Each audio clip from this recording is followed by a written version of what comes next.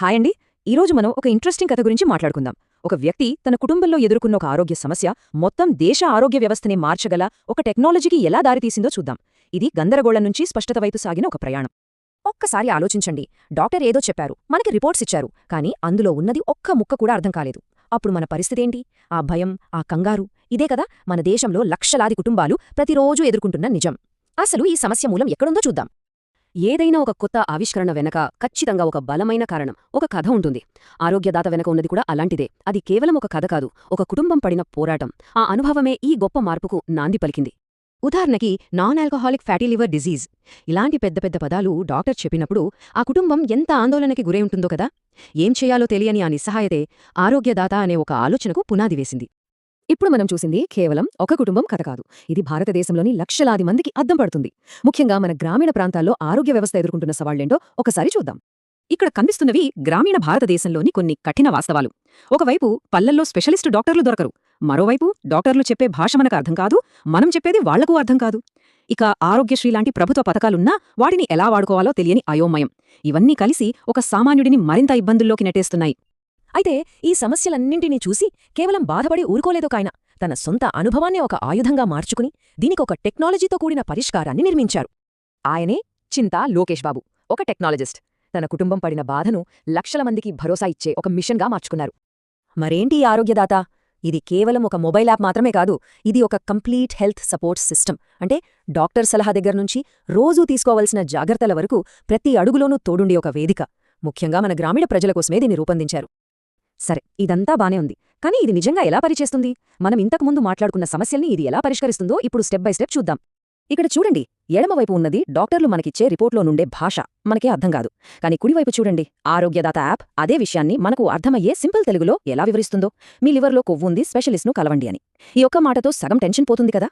దీని వెనుక ఉన్నదే ఆర్టిఫిషియల్ ఇంటెలిజెన్స్. మనకి ఒంట్లో కొంచెం నలతగా ఉంటే ఏం చేస్తాం? వెంటనే గూగుల్లో వెతుకుతాం. అక్కడ లేనిపోనివన్నీ చదివి ఇంకా భయపడతాం. కానీ ఆరోగ్యదాత ఏఐ అలా కాదు. మన లక్షణాలను, ఉదాహరణకు కడుపు నొప్పి అని యాప్లో చెప్తే చాలు, అది దాన్ని విశ్లేషించి దానికి గల కారణాలేమైయుండొచ్చు, ఏం తినాలి, ఏ డాక్టర్ను కలవాలి అని ఒక స్పష్టమైన దారి చూపిస్తుంది. అందుకే మనం దీన్ని ఒక డిజిటల్ కుటుంబ సభ్యుడు అని చెప్పొచ్చు. మన ఇంట్లో మనల్ని ప్రేమగా చూసుకునేవాళ్లు ఎలా ఉంటారో అలా ఈ యాప్ 24/7 మన ఆరోగ్యం గురించి శ్రద్ధ తీసుకుంటుంది. ఏ మందు వేసుకోవాలో, ఏం తినాలో, ఏ తినకూడదో అన్నీ గుర్తుచేస్తుంది. ముఖ్యంగా షుగర్, లివర్ జబ్బులు లాంటి దీర్ఘకాలిక వ్యాధులకు మందుల కన్నా క్రమశిక్షణే ముఖ్యం. ఈ యాప్ చూడండి, కారం తినొద్దు అని డైట్ అలర్ట్స్ ఇస్తుంది, వాకింగ్కి వెళ్ళాలి అని గుర్తు చేస్తుంది, ఏ టైంకి ఏ టాబ్లెట్ వేసుకోవాలో చెప్తుంది. ఇలా ఒక పర్సనల్ అసిస్టెంట్లా మనతోనే ఉండి అన్నీ చూసుకుంటుంది. ఆరోగ్యదాత రోగికి సేవలు అందించడమే కాదు, వాళ్ల చేతికి అధికారం కూడా ఇస్తుంది. దీనివల్ల మొత్తం ఆరోగ్య వ్యవస్థలోనే ఒక జవాబుదారీతనం వస్తుంది. అదెలాగో ఇప్పుడు చూద్దాం. ఒకసారి ఊహించుకోండి, హాస్పిటల్లో గంటల తరబడి ఎదురుచూడకుండా మీ క్యూ నంబరెంతో, ఇంకా ఎంతసేపు పడుతుందో మీ ఫోన్లోనే లైవ్గా చూసుకోగలిగితే, డాక్టర్ అందుబాటులో ఉన్నారా లేదా సర్జరీలో ఉన్నారా అని తెలుసుకోగలిగితే, ఈ ఫీచర్ల వల్ల హాస్పిటల్స్ పనితీరులో పారదర్శకత పెరుగుతుంది. వాళ్ళ సర్వీస్ క్వాలిటీపై వాళ్లకి ఒక బాధ్యత వస్తుంది. ఇది కేవలం ఒక వ్యక్తికి, ఒక హాస్పిటల్కి సంబంధించిన విషయం కాదు. ఆరోగ్యదాత మొత్తం ప్రజారోగ్య వ్యవస్థపై ఎంత పెద్ద ప్రభావాన్ని చూపగలదో ఇప్పుడు చూద్దాం. 750 కోట్ల రూపాయలు, ఇది చిన్న అంకె కాదు. ఆరోగ్యదాత వల్ల మన ప్రభుత్వ ఆరోగ్యశ్రీ పథకంలో ప్రతి సంవత్సరం దాదాపు ఇంత డబ్బు ఆదా అయ్యే అవకాశముందని అంచనా.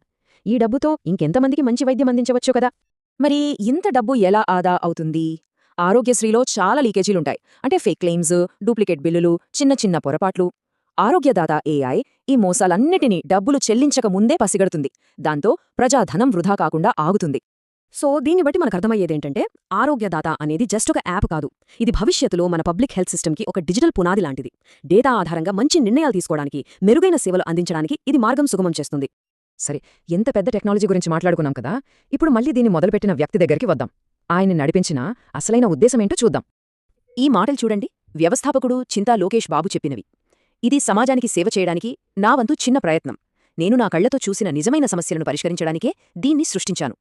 ఇంతకంటే స్పష్టమైన, నిజాయితీగల లక్ష్యం ఏముంటుంది? మరి టెక్నాలజీ నిజంగా ఒక కుటుంబ సభ్యుడిలా మనల్ని జాగ్రత్తగా చూసుకోగలదా? ప్రేమ, కరుణతో కూడిన ఆరోగ్య సంరక్షణకు భవిష్యత్తు ఇదేనా? ఈ ఆలోచనతో ఈ రోజుకి ముగిద్దాం.